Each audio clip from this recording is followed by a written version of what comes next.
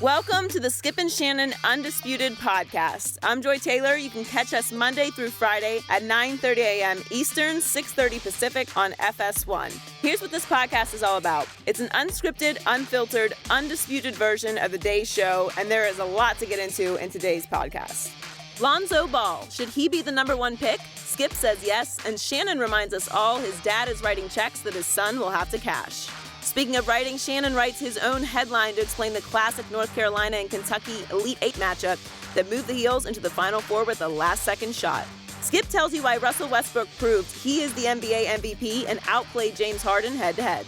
Hall of Famer Chris Carter comes in to help make sense of LeBron's long cryptid Twitter message. Plus, Skip is with his favorite receiver of all time, the playmaker, a.k.a. Michael Irvin, saying it's mind-blowing the Texans haven't made a deal for Tony Romo. Shannon, you wanted to give a shout-out to Devin Booker? Before we get into the first topic, I want to send out a congratulatory pat on the back to Devin Booker. He scored 70 points, Joy. They lost the ball game. So I'm going to celebrate his accomplishment because we celebrate Michael Jordan's 63-point performance in a playoff game lost against the Celtics. So now you're putting Devin Booker in the Michael Jordan sense. All I'm saying is, Skip, Wow. if we 70 points and 70 points. It's only been done 11 times, Skip. Okay, and Shannon knocked on my door before the show, and he said, we've got to talk about Devin Booker. And I said, and your point is what? What are we going to say about Devin Booker? So now he's opening the show with his topic that he wants to talk about. No, I knocked on your door. Skip's like, who is it? I was like, it's me, Skip. I came in, I broached the subject. I felt like a stray cat because he's like, shoo, get out. Yeah, well, you know, you're probably trying to steal his notes or something. I did not say that. And by the way, for the record, before the Devin Booker draft, I campaigned for him to be at least a lottery pick, and I took a lot of you-know-what over that. People were laughing. Devin Booker? Yes, Devin Booker. He can fill it up. He certainly did. Last night's classic NCAA Tournament game, North Carolina beat Kentucky 75-73 to advance to their record 20th Final Four. Malik Monk hit a game-tying three-pointer with under 10 seconds left, but then Luke May hit the game winner for the Tar Heels. After the game, Roy Williams and John Calipari reacted to the amazing finish. Let's take a listen. I got to look at myself. When that three went in and it tied the game, I probably should have called a timeout. It entered my mind, but they got that son of a B in so quick, I couldn't get to anybody to do it. But I needed to stop that right there. Someone said, well, what happened? I said, I don't know, and I probably will never know because I won't watch this tape. They scored it tied. We've always say if it's more than 6 seconds, we're going to attack. We're not going to call a timeout. It was 7.2, I think, when they scored, and I was just screaming, go, go, go. And Theo goes down the court and finds Luke, and Luke made a big-time shot. You know, we played them twice this year, and it went down to the last few seconds both times. One of them was a scoring offensive game. Today was an ugly game, but we made enough shots at the end. Shannon, how impressive was North Carolina last night? It was very impressive. And my headline reads, Skip, Heels step over Wildcats on way to Final Four. You like that, Skip? Skip!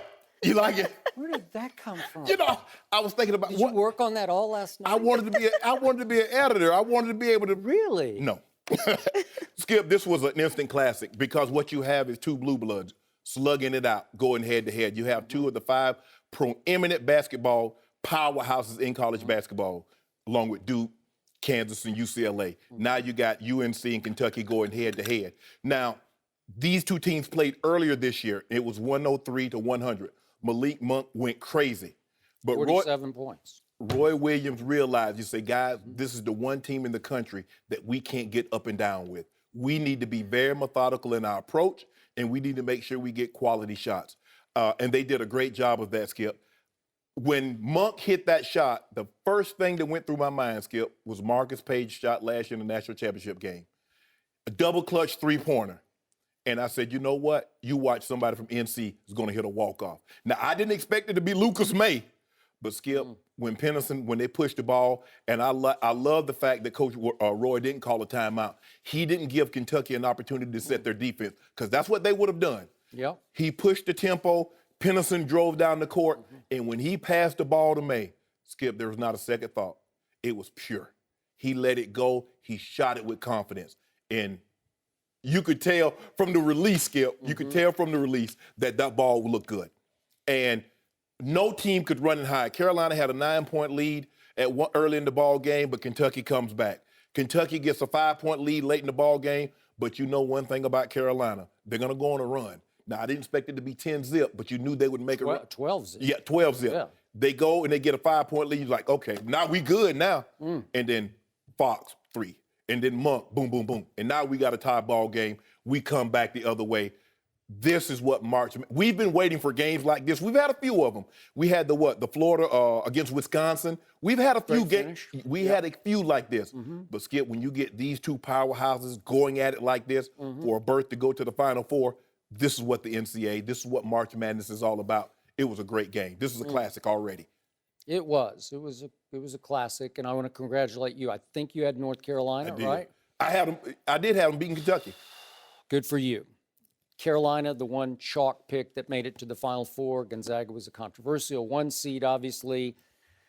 For me, I know it was wildly unpredictable that we have Oregon and South Carolina. It's a final snore for me because I wanted to see either Lonzo or Monk or De'Aaron Fox or Josh Jackson or somebody else in there with some star power. But this is March Madness. Yes. It is so aptly named Madness. So if I step back from North Carolina, how impressed have I been? Well, I didn't see this coming because I watched the games late in the year. Maybe I watched too much college basketball to try to pick this because I didn't have one Final Four team right. I had Kansas and Duke and Arizona and UCLA. So I missed all 4. But so I win. Okay. You won this one. Yeah. But as I always tell you, the more you know, usually in this thing, the worse you do. What you trying to say? So I watched all of North Carolina and Duke twice late in the year. Yes. And Duke won both games. They won by 8 at home, and then they went up to Brooklyn for the ACC game, and they won by 10. And I'm thinking Duke has come back together. It looked like right on schedule, the preseason number 1. Here they come. And I also watched parts of a game that was at Virginia late in the year in which North Carolina got throttled 53 to 43. To 43. You only scored 43. Now, Virginia can do that to people, but still. So then I'm watching the second round NCAA game, UNC versus Arkansas, an Arkansas team that lost at home to my Vanderbilt Commodores, 72 to 59. So it's just Arkansas. But it is neck and neck down to the wire. And with 50 seconds left in the game, with Carolina up 1, do you remember Joel Berry? Can we see that play? The charge. I don't know. Wait. What? Wait, there's no call? It's either a charge or a walk. He just shoots it up over the glass, and there's Kennedy Meeks to tip it in. And all of a sudden, from up 1, they go up 3 when it should have been Arkansas's ball going the other way with only a 1-point deficit. God only knows what might have happened at that point. But it takes this to survive madness. There's usually one game along the trail where you just get a little lucky. Yes. You know, you need some great break. So what am I seeing yesterday? I saw Kentucky roar back to a 5-point lead with 5 minutes to go in the game. And then I see back-to-back shots. I was rooting for Kentucky because I was rooting against you. Imagine that. But I'm saying, wait a second. Remember the Theo Pinson shot? This starts the 12-0 run. It's from the baseline. Can we see that shot first? And it's just, he forces it up at the baseline, and it somehow hangs on the rim. And this is a lucky roll. It should have gone long. You know, it should have gone off the far side of the rim. And then here comes Justin Jackson down the lane, and he just flips it up. It's against the clock. He just throws it up, and it bounces off the back iron, and it falls through. And I'm saying, those are 2 pretty lucky shots. Yes. And they ignite a 12-0 run, which gives you a 7-point lead with, 54 seconds left. You're up 7, but you can't hold on to the lead. What? You blow that, and all of a sudden, the game is tied, thanks to 2 prayers by Malik Monk, basically, who hadn't been able to hit anything before that. He'd missed the rim on one just before that with about a minute left. Right. So then we go to the other end, breakneck speed, and I'm thinking, okay, who's going to shoot this? Is Barry going to shoot it? Their leading scorer is maybe Justin Jackson going to shoot it, the second leading scorer. I think he's first leading scorer, actually. Leading scorer, yeah. And then Kennedy Meeks will be third lead. Those are my 3 options. Who's going to shoot the last shot? Oh, wait. It's Luke May, the walk-on. Yeah. The walk-on is going to shoot the shot of the tournament? Really? Yep. The guy averaging 5.5 points per game is going to shoot that shot? And to your point, it was nothing but net. He looked like he'd shot that shot dozens of times all year. It looked like he was the designated walk-off shooter, right? Yep. Because it was textbook, it was pure, it was without any nerves at all. Yeah. He just set and he shot it like he meant it, and it was ball game. And I said, Luke May just beat Kentucky with that shot? I don't know. How impressed am I supposed to be? It's madness. I'm impressed with madness every year because it delivers wildly unpredictable results, and teams often win for all the wrong reasons. But, hey, whatever you're going to do, you know, Carolina shot 3 for 15 from 3 and got away with it because they crushed them on the boards. Kennedy They Meeks was owned a the monster. paint. And I thought that the refs, to Calipari's point, the refs let Carolina play a little more physically than they let Kentucky play. No, don't do that. Don't do that, John Calipari. Don't sell these kids short. Skip, here's the thing. The big three from Kentucky, Monk, De'Aaron Fox, and Bam out of Bayo, they had 38 points. Well, you remember Fox on Friday night had 39 by himself. Yeah. So you know what? They did a really good job on De'Aaron Fox, number one, on Meeks, on Monk, number two, because Monk hits 2 prayer threes and wind up with 12 points. Well, that means he had 6 points at that point, right? He had 6 points with 50 seconds to go in the ball game. Yeah. And then he throws up two prayers. Yeah. But Skip, if you look, Lucas May said, I was trying to get in position to set a screen for Pennison, but I wasn't able to get there fast enough because he was going, and he just turned around and threw me the ball, and I shot it. It's kids being kids, but it was fun to watch, man. May the force be with you. Yeah. Okay. May the fourth, yeah. Throw your bracket in the Lucas trash. May Skip. with ice in Mine's his in the veins. Who trash. knew? Next, we'll see these Tar Heels on Saturday when they have the late tip against Oregon, which is tentatively scheduled for 8:49 Eastern. No mercy. Thanks, guys. Before we get into the next debate, Shannon has a word about our friends at Stamps.com. Thanks, Joy. These days, you can practically get everything on demand, like this podcast you're listening to right now. So why are you still going to the post office and dealing with those limited hours when you can get postage with Stamps.com? Anything you can do at the post office, you can do with Stamps.com, like buy or print postage for any package or letter right from your own computer. And unlike the post office, Stamps.com never closes. I hate going to the post office. There's always a long line, also hard to find parking. Why would I want to do that when I can sit at my own home behind my computer and print off the postage that I need? A 4-week trial that includes postage and a digital scale. Don't wait. Go to Stamps.com before you do anything else. Click on the radio microphone at the top of the homepage and type in Undisputed. That's Stamps.com and enter Undisputed. Stamps.com and never go to the post office again.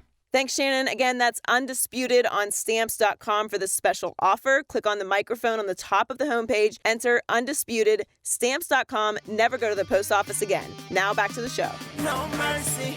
The Rockets blew out the Thunder yesterday in a battle of MVP candidates. Russell Westbrook had his 36th triple-double of the season with 39 points, 13 assists, and 11 rebounds. James Harden scored 22 points, including a buzzer beater to end the third quarter in the win. Skip, where's the MVP race after yesterday? Russell Westbrook continues to be the MVP of this league, and he proved it again yesterday as he outplayed James Harden head-to-head. Russ outscored him 39-22. He had 1 more assist, 13-12. He had 6 more rebounds, 11-5. Russ shot only 3 for 9 from 3. That is not his forte, but James was only 2 for 8 from 3, so I'd say that was a wash.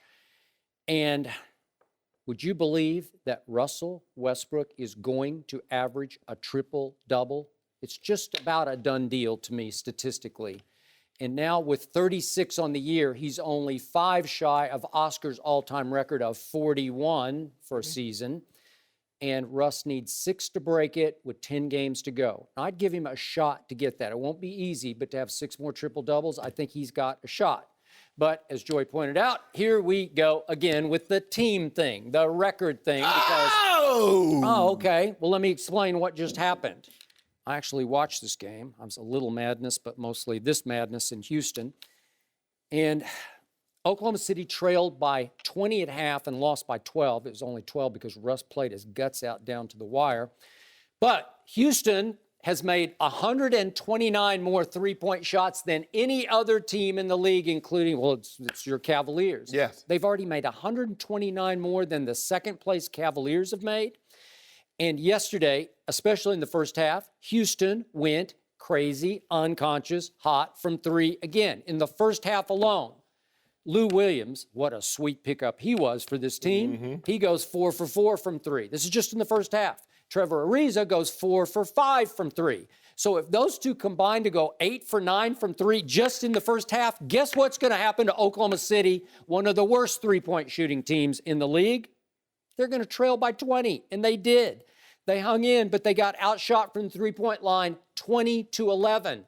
That's 9 times 3. That's plus 27 from the three-point line. It's too many points. Houston at home, when they get in rhythm like that, you can just forget about it. In the end, Russell doesn't have enough help. But guess what? Russell's only a game and a half, just because of him, out of the fifth place seed. And you say if he gets to 5, it's game over for you, right? I think you're about to change your mind as I speak. And guess what? They're only 2.5 back of the 4th place Jazz. So I'm saying, wait a second, 10 games to go. You never know what might happen. Russell Westbrook is keeping this team afloat basically by himself. He needs more help. There you go, MVP. Slow clap. I'm so excited for Russell. Joy, I think I just backed him into a corner he can't get out of. It's okay. I'm so happy for Russell. Yeah. He got another triple-double. But guess what happened in the process, Skip? They took the L. James Harden is going to be the MVP. And I know there's been a groundswell of where they should be and it'll be a shame if one of these guys lose out. Well, Oscar Robertson had a triple-double. Where's the groundswell for Co? I saw Kobe said that yesterday. No, there's have some guts, Kobe. No. Mark Jackson and stand. Van Gundy and Are they? Okay. Yes. But here's the thing, though, Skip. Russell had a triple-double, but they lost the game. And guess who had the highest plus-minus? The lowest minus? The MVP. The guy that you said was going to be MVP. Minus 14. Wait, but he outplayed him in every category. Oh, hold on. No. Wait, how did that happen? Hold on. I didn't know they was playing one-on-one. I thought it was the Houston Rockets. This is a one-on-one matchup. No. So maybe I got my numbers wrong. Was Russell, let me ask you a question. Was Russell guarding James Harden, or was James Harden guarding Russell? Here and there. Yep, stop. First of all, I love the Rockets when they put up that Instagram of James Harden. Have you seen it? You want to take a look at it? I have. I don't. This is all you got. You need props. You need video. Will you take a look at the monitors? More wins, triple dubs, are just numbers. You know where that came from? That came straight from the mouth of the GM of the Houston Rockets, Daryl Moyer. The Rockets only played 8 guys, Skip. They shot 63% from the floor. They shot 63% from the floor when you throw in Eric Beverly going 0 from 6 from the field. They shot 51% from 3. You keep saying all these what is these triple doubles getting them? You keep saying he needs got him a game and a half out of the seed that you said would make it over, that he would be the MVP. Skip. That's pretty great, and they lost yesterday. Skip. Why is it that when they win, Russell gets everybody involved and everybody's good, but when they lose, he's playing with no one? You can't. Those are the same ones that got him in that 5th seed right now, or the 6th seed right now, with the potential to be in the 5th or the 4th.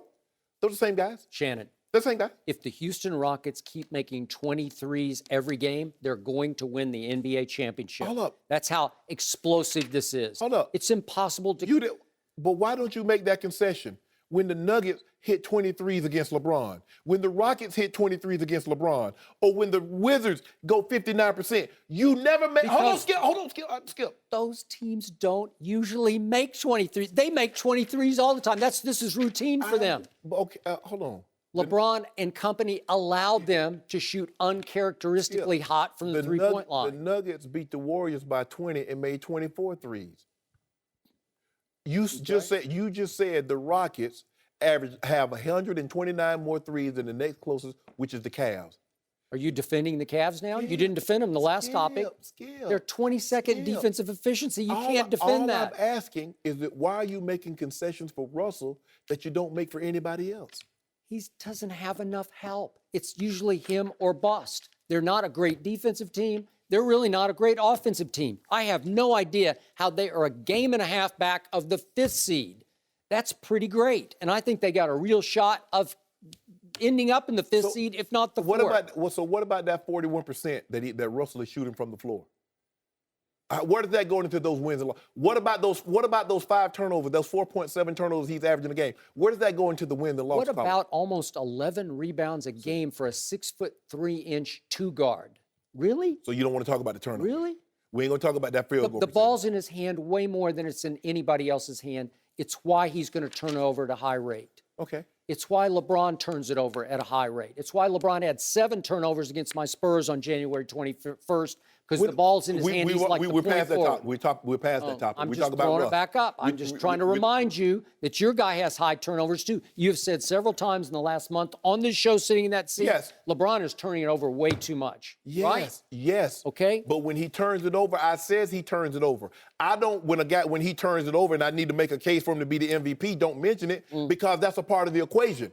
Russell Westbrook turns the ball over at an alarming rate. He's shooting 41% from the floor, which is atrocious. Okay, but you're using his one-loss record as a negative, and I'm screaming at you, it's a positive. It's sensational what he's doing with little to no help. It's him and Oladipo. Did they replace Kevin Durant with another Kevin Durant? No. Okay, Right? So how many All-Stars is James Harden playing with?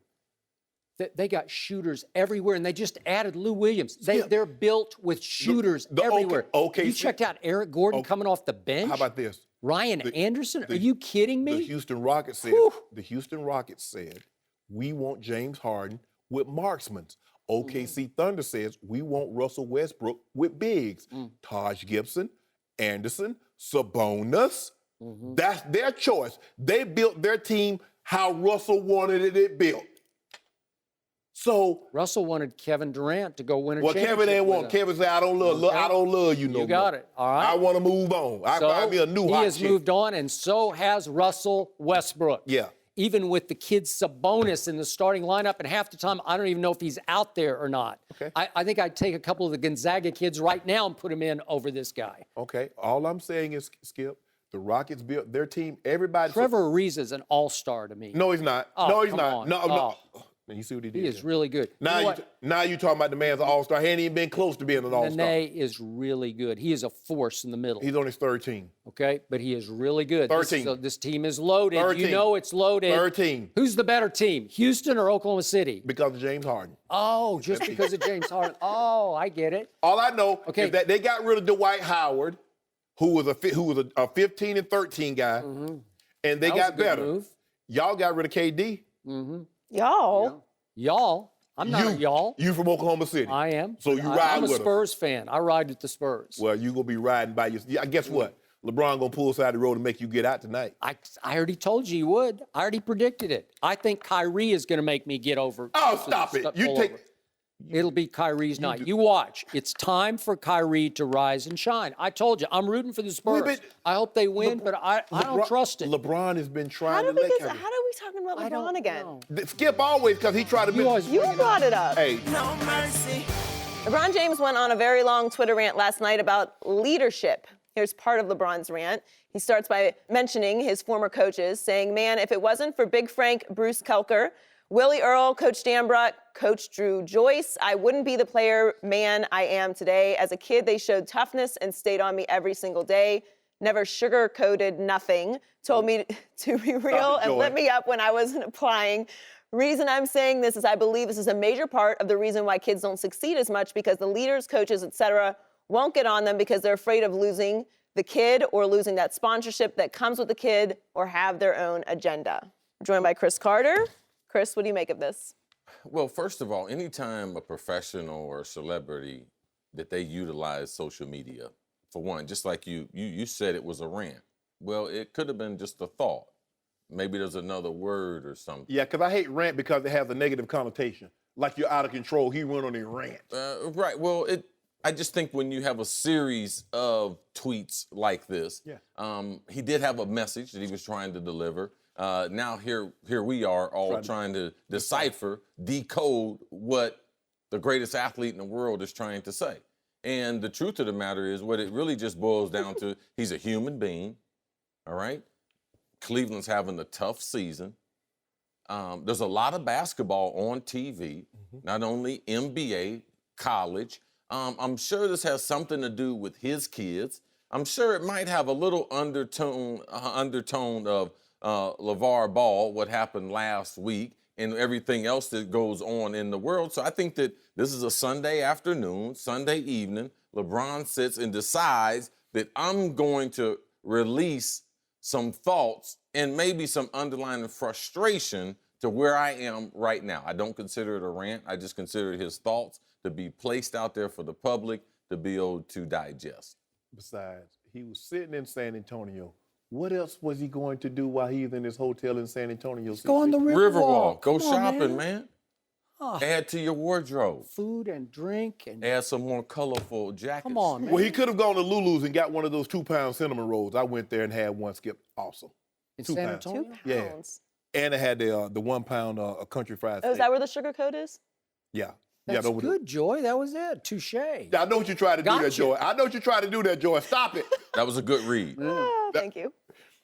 For me, we've seen LeBron do this before. I'm not going to give myself a headache trying to decipher what LeBron meant.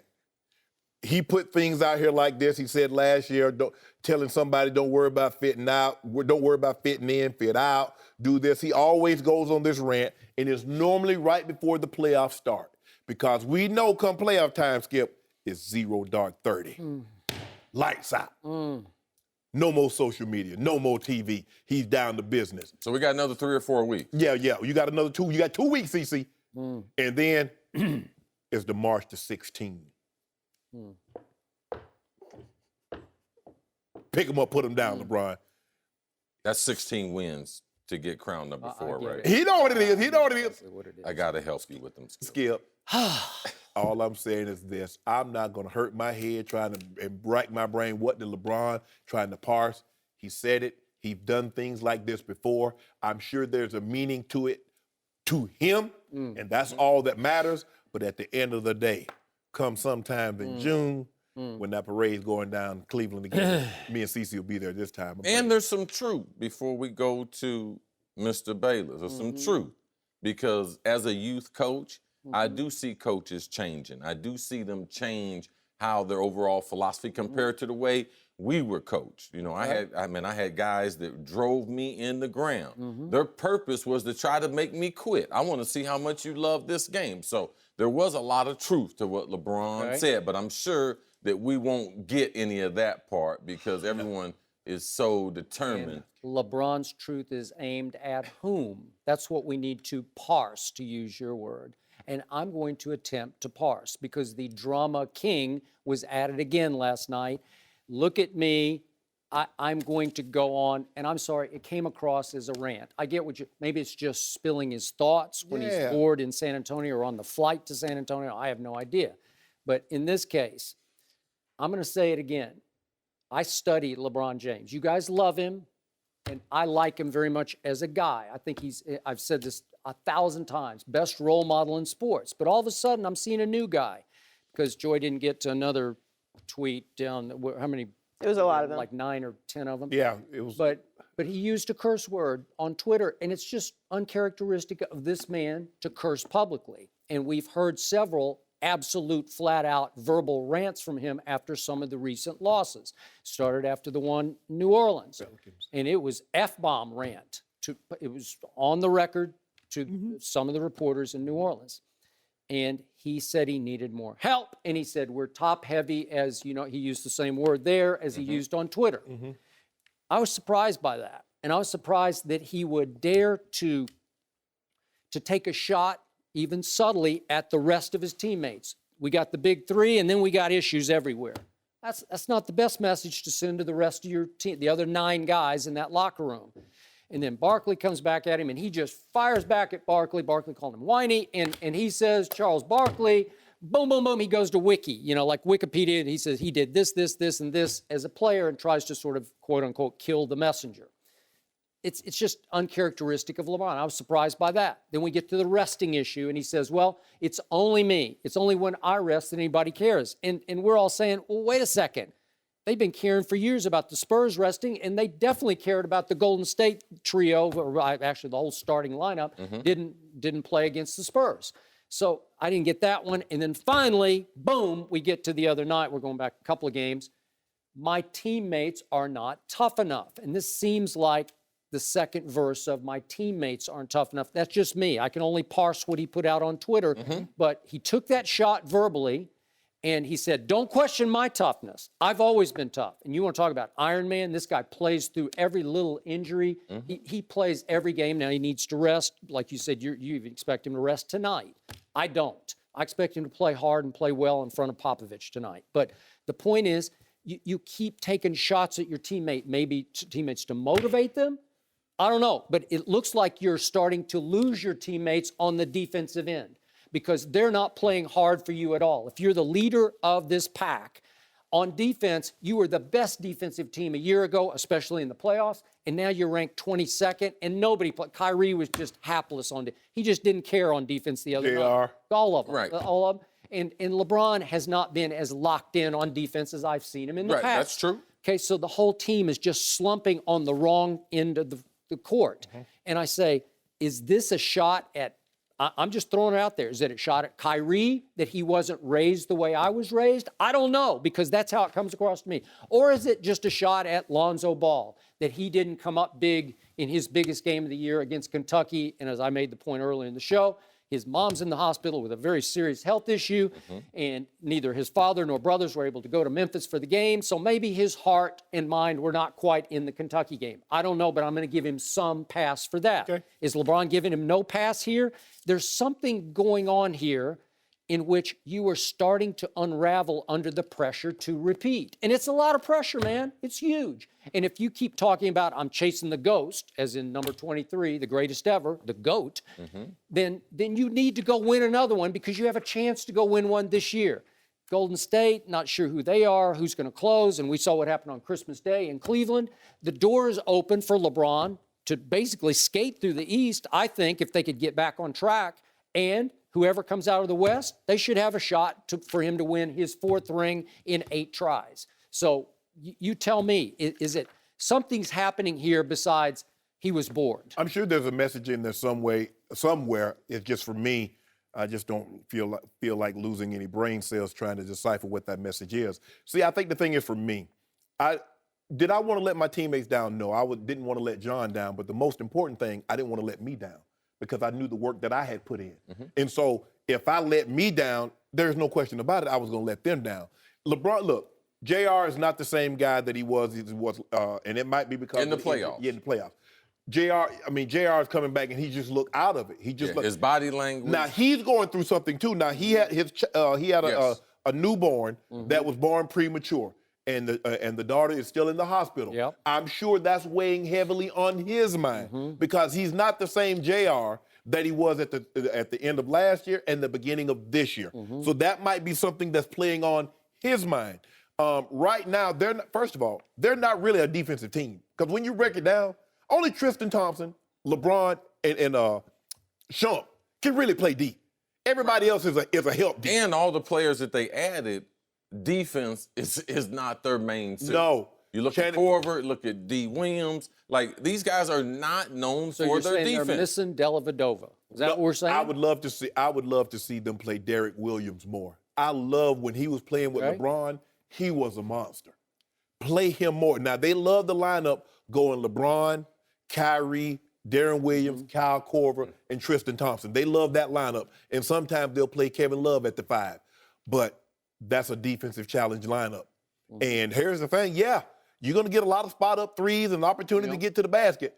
But you better hope that team is shooting cold that night. Because they're going to be able to get to the basket on you. Yeah, I think some of the tweets had to do with how they performed also against Washington. Yes. They give up 40 points in the first quarter. I mean, John Wall, they blitzed. They got every shot they wanted. They did. They did whatever they wanted to on the court. Cleveland was not able to come back. So Washington was able to get the win, draw even closer. Now it's a virtual tie between Boston. So I think that has something to do with it, too, because right now the Cavs are not a very tough team. No, they're not.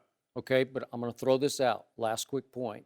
LeBron needs to be careful, because he is throwing stones from potentially a glass house, because when you talk about mental toughness, he hasn't always been there for his teams in the past. Going back to the last playoff series against Boston in Cleveland, his first time around. That was a decade ago. Okay, but I'm just saying he had that on his resume. He's got 2011 Finals versus Dallas on his resume. Yeah, but no one in that locker room was there for those experiences. But they know, Kyrie knows, trust me, that Game 6 against the Spurs, LeBron wasn't there in the end for his team. This is what they know. I rode on a plane with Shane Battier. When Cleveland was down 3-1, Kyrie was hurt, Love was hurt 2 years ago in the championship. And I'm like, Shane, it's over with. And he said, man, listen, there's one player in the NBA that all the players know can come back, and that's LeBron James, Chris. Like, as long as you have LeBron, they still have a chance. But at that point, it was 1-1, and they go win the first game in Cleveland. So they're up 2-1, right? No. This was after that. This was after they lost the lead and everything. After riding on the plane, riding back to Miami. Okay. You know, so you're not talking about 2 years ago? Two championships ago. Not last year's championship. Not when You're talking about when they beat San Antonio? When when they lost to Golden State. Okay. Yeah, the first one in Cleveland. Okay. Yeah. Okay, I got it. Well, we'll see LeBron tonight against the Spurs, and maybe he'll get asked about Rest it, and he LeBron. can explain to us what the Rest LeBron rant was about. Rest. Get a Cinnabon. What's that out there they have? at Lulu's. They got a big 2-pound cinnamon roll. Lulu's? How do you know Lulu's? Because I went there, Skip. No mercy. Lonzo Ball and UCLA lost to Kentucky in the Sweet 16 Friday night. Ball had an off game with only 10 points and was outplayed by fellow freshman guard De'Aaron Fox, who scored 39. After the game, Ball announced he's entering the NBA draft.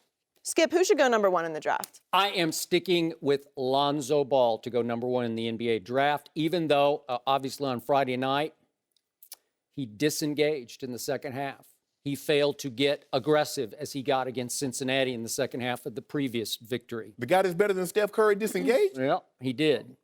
And I'm about to get to why, in my opinion. But he got badly outplayed on that night by De'Aaron Fox. He couldn't stay in front of him. He kept getting picked on the pick and roll.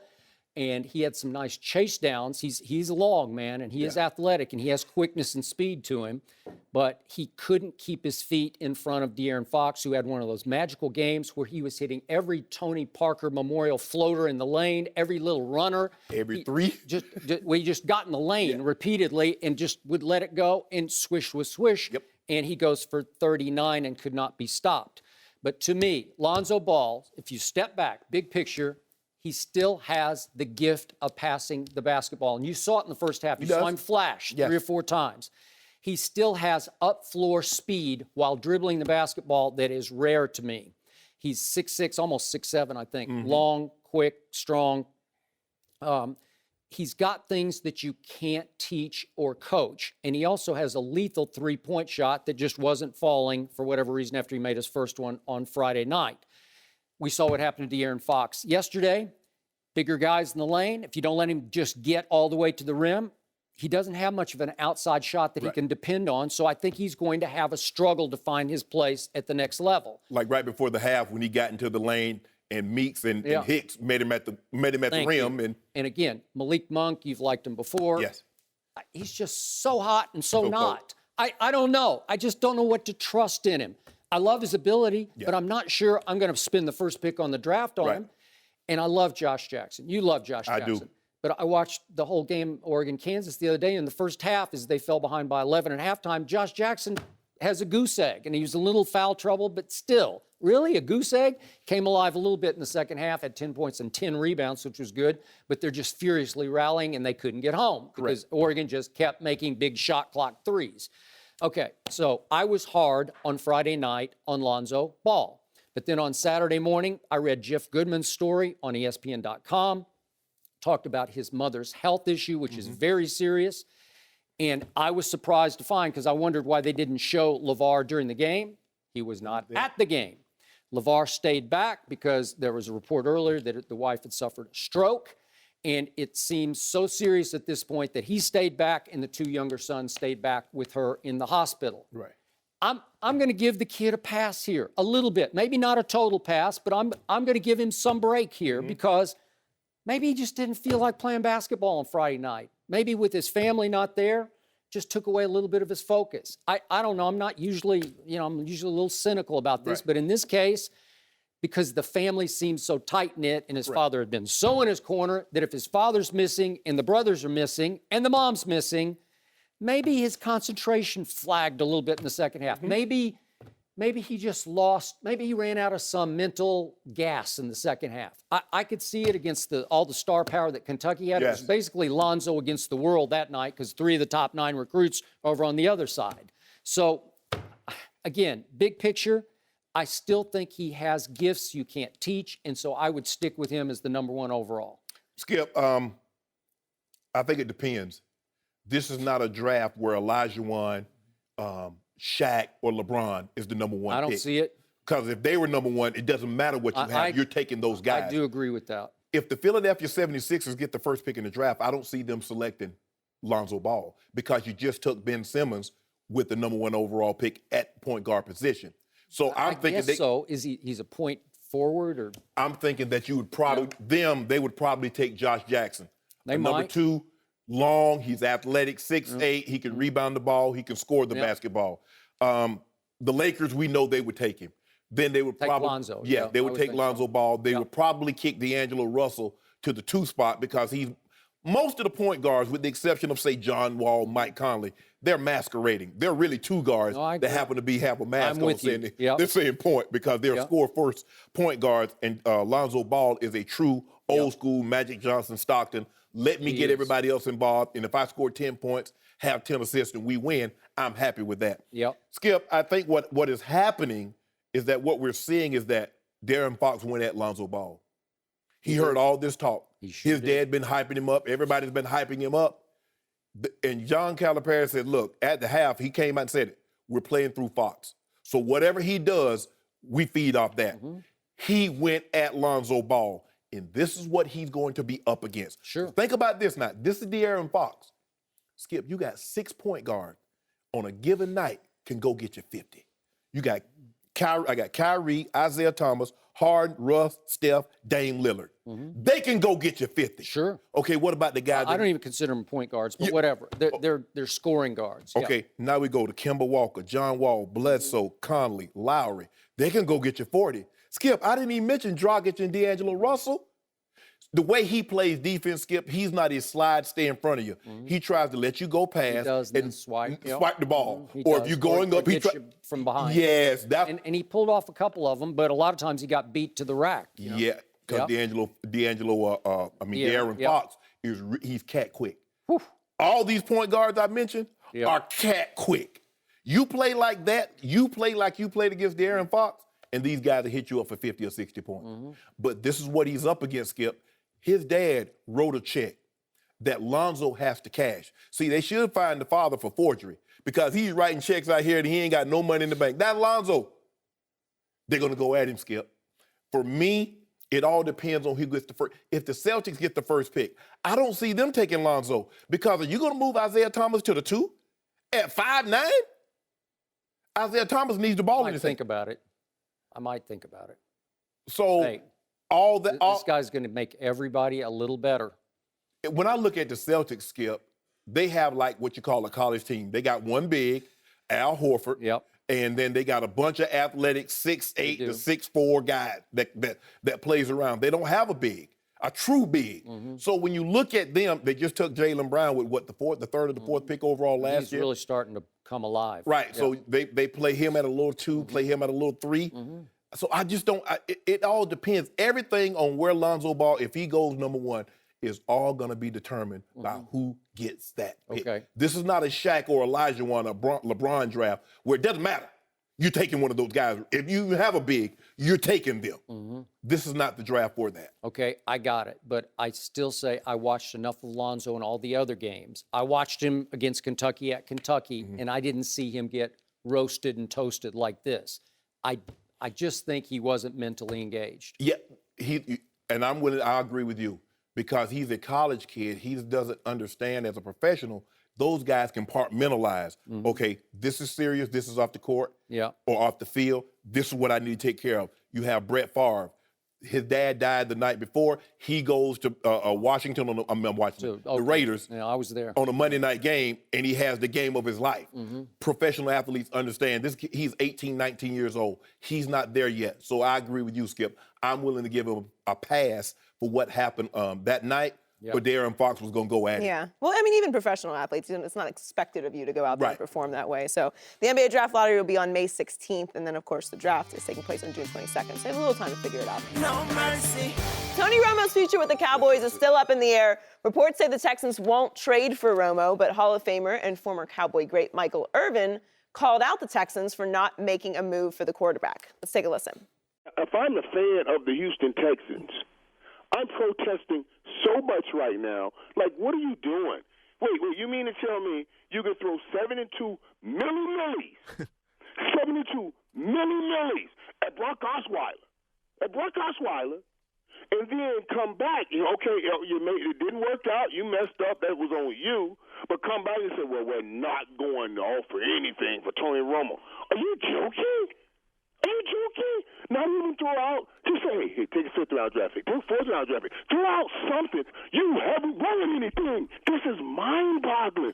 I can't imagine what the fans in Texas, in Houston, are thinking right now. If I was them, I would be going crazy. Yeah, this is not like the Denver Broncos. $2 million, and you can't come up with a fifth-round draft pick who's going to make shitload dudes. Nothing. They're going to make nothing. It blows my mind.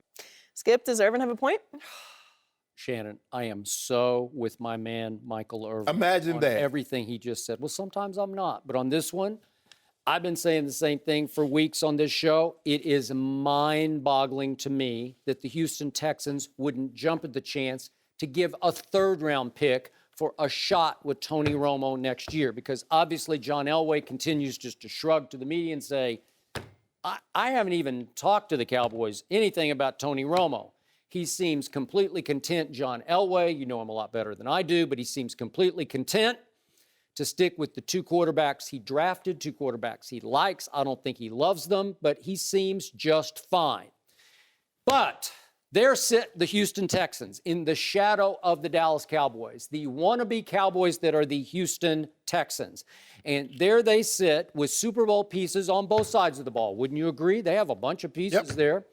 There they sit, having just managed, shockingly to me, miraculously to me, to get out from under Brock Osweiler. And there they sit, a quarterback away from, dare I say, a Super Bowl run. There they sit with Tom Savage at quarterback. I liked him because I heard O'Brien loves him, but he got 3 chances last year. It's okay, didn't throw a touchdown pass or an interception. Then he got hurt. Sort of story untold. I don't know. And Brandon Weeden, I liked some when he was the Cowboy backup, but then he got his chance. Is he the answer? No, he's not the answer. So let me get this straight. I'm going all the way up, not fifth round or fourth round. I'm going to third round. It would take only one call and one third-round pick for the Houston Texans to have a shot at hitting the lottery with a Tony Romo, who, and you hate me saying this, but 2 years ago, the Cowboys almost hit the lottery because he stayed healthy the whole year. He led the NFL in raw QBR, and he threw the pass that should have won a second playoff game at Green Bay that would have gotten them back to Seattle, where they had already won a regular season game against those Seahawks. That was pretty great. What if Houston got that Romo this time with all those Super Bowl pieces? This Houston team, you could argue, is better all the way across the ball, on both sides of the ball, than the Cowboys were 2 years ago, and Romo almost got them to the promised land. So I'm saying, wait a second, a third-round pick. What do you think will happen in this year's draft in the third round? There'll be about 50% hit-miss rate. About 50% of them will just be swings and misses. So let's say the Houston Texans hang on to their third rounder and they take Joe Smith, an offensive tackle out of nowhere and he busts in training camp and they cut him and you never hear of him again. Would anybody care? Nobody would care if they just shrug and go on. And it happens all the time in the third round. But you're telling me the third rounder is the difference in Romo or no Romo? You're kidding me. Are you just afraid that the media is going to ridicule you for getting fleeced by Jerry Jones for a third-round pick in case Tony Romo gets hurt on the third play of the first preseason game that he plays? I guess so. But, man, I would do it in a heartbeat, and I think they're nuts. This is pride goeth before the fall. I guess they just don't want to give in and give a third-round pick to Jerry Jones. I wish I had heard Playmaker's comments before this morning, because I would have called him and told him what I'm telling you. You must be out your mind. Skip. Everybody keeps saying Romo is the answer. Why is Romo the answer? How can he do for your team what he hasn't been able to do for the Cowboys? He's never been first-team All-Pro. He's never been a league MVP. He's never been offensive MVP. He's never been past the divisional round of the playoffs. He couldn't do that for the Cowboys, but he can do it for you now. Okay. Skip, they've only earned a first-round bye once in the Romo era. What happened, Skip, when they got that first-round bye? T.O. happened. Don't do that, Skip. T.O. was the first. My quarterback. Hold on. What about your quarterback in Mexico? With Jessica Simpson? I can't defend No, what? That ain't what you. I ripped No. I ask you nicely, Skip. I said, Skip, Romo has only secured a first-round bye for the Cowboys once. And what happened, Skip? You didn't say Romo went to Mexico. You didn't say you hold that against him. The first name out your mouth was T.O. T.O. wasn't in Mexico. Troubled team. T.O. was first-team All-Pro that year. Okay, Skip, how about this here? Let's just say for the sake of argument, and that's what you and I, we debate, but it's called argument. But just for the sake of this conversation, we're arguing. Tony Romo goes to the Houston Texans. Now, this is what we know. In order for you to advance to the Super Bowl, you're going to have to beat Joe Flacco, you're going to have to beat Big Ben, and you're going to have to beat Tom Brady. It just so happens, excuse me, Joy, Tony Romo's record against Tom Brady, Big Ben, and Flacco is 1-5. He has 10 TD passes with 9 turnovers. And the last time he played those three guys was in 2012. So that was 3 broken collarbones ago, 2 back injuries ago, and 5 years ago. So I'm going to give you that. So now you're going to tell me at 37, with 3 broken collarbones since, 2 back surgeries, and he's 5 years older, more fragile, Tony Romo is the answer. Skip, in the last 10 years, who has more playoff wins, the Houston Texans or the Dallas Cowboys? I don't know, Skip. I need you to answer my question, Skip Bayless. I know you're going to answer. I'm just waiting for the answer. Joy Taylor. You did your research. Hold on, Skip. No, wait, you didn't do it. Your researcher did the research. Joy, will you instruct Skip Bayless to answer my question? Where is Steve I don't Owens? tell Did he Skip drop what to out do. of the Skip, side? Where is he? Skip, can you Your puppet master. Skip, can you do me this? Do me this Okay, solid. In the last but 10 listen, years. none of this applies, because the better question that will undercut everything you just asked me is, would you rather have Tony Romo or Tom Savage as starting quarterback? Or Tony Romo or Brandon Weeden as your starting quarterback? Help me out. Answer the question. Considering they're in the AFC South, which is the weakest division in football, Correct. I would take Tom Savage because all I got to do is beat Andrew Luck. And then what are you going to do in the postseason? Would Tony Romo give you a better chance against Tom Brady or Tom Savage? Tom Brady gives me an opportunity to get the orthopedic a job. That's what he's going to give you. Skip, you keep saying Tony Romo can do all this. Why hasn't he done it for the Cowboys? Well, he has done it. He's been he's been a top 10 quarterback in performance year after year after year. What has it gotten the Cowboys?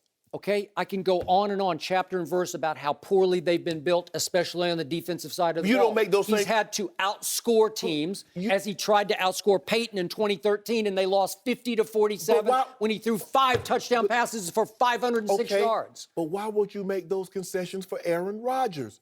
Because he constantly have to outscore people. Why do you give That's only been in the last 2 years. He's had a really good defense with which he got the Super Bowl championship. No, that was the 1 year. But the years previous and the years after have not been very good, Skip, and you know this. Okay. So in, what was it, 2009, they had the 1 seed and they lost at home to who? Who did they lose to? Okay, and what did Eli proceed to do? Win the Super Bowl. He went and won the Super Bowl. So maybe it's not so shameful that you lost to Eli Manning on his magical roll, throwing the luckiest pass in the history of the Super Bowl. And the Cowboys had the number 1 seed. And what did they proceed to do? Lose to Eli. Okay. But Skip, Romo or Savage? And you're going to take Savage? Good luck. When I look at a resume, I'm trying to draw, okay, I can base it on this. He's been this, he's been that. But when I look at it, all I see is a guy that's accumulated some okay numbers, but he hasn't been past the divisional round. He hasn't been first team All-Pro. So there's no pedigree in his history that says he can do it now. Do you have his record as starting quarterback? Skip. Do you have it? Did you research it? Do it. Where is it? No. Look at it, because it's sensational. But Skip. Look at the touchdowns, interceptions. They're sensational. I see. You'd look at it and say, they're so far beyond Jay Cutler, it's laughable. I got his You'd playoff say, record. wait a second. I got his playoff record. Okay, but they haven't been It's in the playoffs laughable. very much. Why? You got to Wait, it wasn't laughable 2 years ago. He's They beat 78 and Detroit. 49 as a starter. 78 and 49? And you want Tom Savage? Seriously? Let's just talk about getting you in position. What if they get the 1 seed in the AFC? You wouldn't like that? With Tony Romo, they'd have a shot at the 1 seed. Skip. You keep In that division?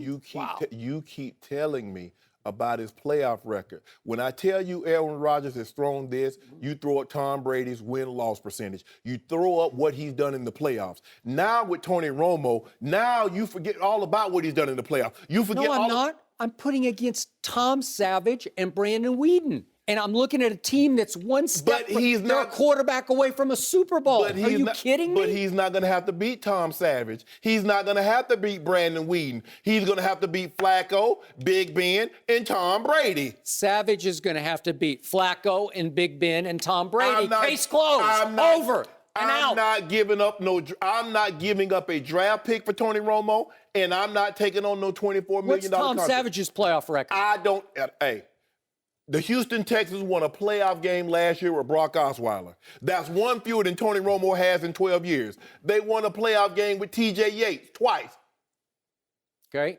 And then what happened? Nothing. What has happened with Tony Romo? What's happened? I just told you. They beat Detroit, and they did everything they could. They got robbed at Green Bay. He threw a great ball to Des Bryant. It was a catch. They should have won the game. Skip, let me tell you That's something. pretty good. That's Aaron Rodgers in the hallowed ground, frozen tundra. That's pretty great. I was 6. My brother was 9. Mm-hmm. We were doing some chores for my grandfather. I missed your grandfather today. I've been waiting because I thought about him the whole weekend. He told us, he said, I did. He said, boys, anything better is better than nothing. But you two fellas are real close to nothing. Anything is better than nothing, but Tony Romo is real close to nothing when it comes to playoffs. That's fact. Now, Joy can read all that 72 wins and 48 losses. 78. 78? 49 losses. Well, that's pretty great. What that playoff record is, Joy? Oh, you want that playoff record? I already know what it is. Skip, at least he was in the playoffs. Tom Savage has no playoff record. So now we get stars and cookies and milk for going to the playoffs, not winning. What? So that's what we do now, Skip? We're comparing him to what's not in the cupboard in Houston, Texas right now. That's a broken dish. So I already know you done glued that dish together. I already know it's been broken. Would you give a third-round pick to have a shot with him? No. Oh, yeah. No. This is mind-boggling. No. Big N, big O. Yeah. No. Big N, small O. Why do you hate Tony Romo? You just want me to be stuck with Tony Romo next year. No, right? Skip. Yeah, you do. But I'm trying to get rid of him. I just want, if someone can come to me and tell me why Tony Romo would do for another team what he couldn't do with Dallas. Skip just did. No, he didn't. 2-4. They won 3 playoff games without Tony Romo. He's won 2 playoff games, and Brandon Whedon, none. Tom Savage, is he going to be the starter? What are they going to do? T.J. Yates and Brock Osweiler got one. So he got one more than those 2 guys. I'll take him. Brock Osweiler isn't there anymore. Yeah. Brock Osweiler can say, I'm 1-1 in the playoffs. I'm 500. What's Tony Romo's record? 2 in this. 2 in this. I don't know. It's a win now league. It's 2-4. It seems illogical to not focus on getting a quarterback. 3-3. Actually, well, it is actually. If you want to talk about actually, did they not win the game? They won the game. Actually, no. Did they get robbed? Eggs. By Dean Blandino? Yeah, No, they Skip, got robbed. Skip, Yeah, now Skip. we're getting to the bottom of the story. The man that was on Jerry Jones' party bus would actually take a victory from them? I guess that didn't help. Oh, Skip, you better be careful. Yeah. You better be careful. No mercy. This is the Skip and Shannon Undisputed podcast, where we're delivering you an unscripted, unfiltered, undisputed version of the biggest topics of the day's show. Be sure to subscribe to the podcast on iTunes, like us on Facebook at Undisputed on FS1, follow on Twitter at Undisputed, and catch us at 9:30 a.m. Eastern, 6:30 Pacific, Monday through Friday on FS1. You can find us on channel 219 on DirecTV, 150 on Dish. Thanks for listening, everyone. I'm your host, Joy Taylor. That's all for us today. We come back tomorrow when we're joined by Jim Jackson, Chris Carter, and yes, Cowboy Nation, get ready. Cornerback Orlando Scandrick sits down at the desk. We'll see you then. Fox Sports, 1 of 1.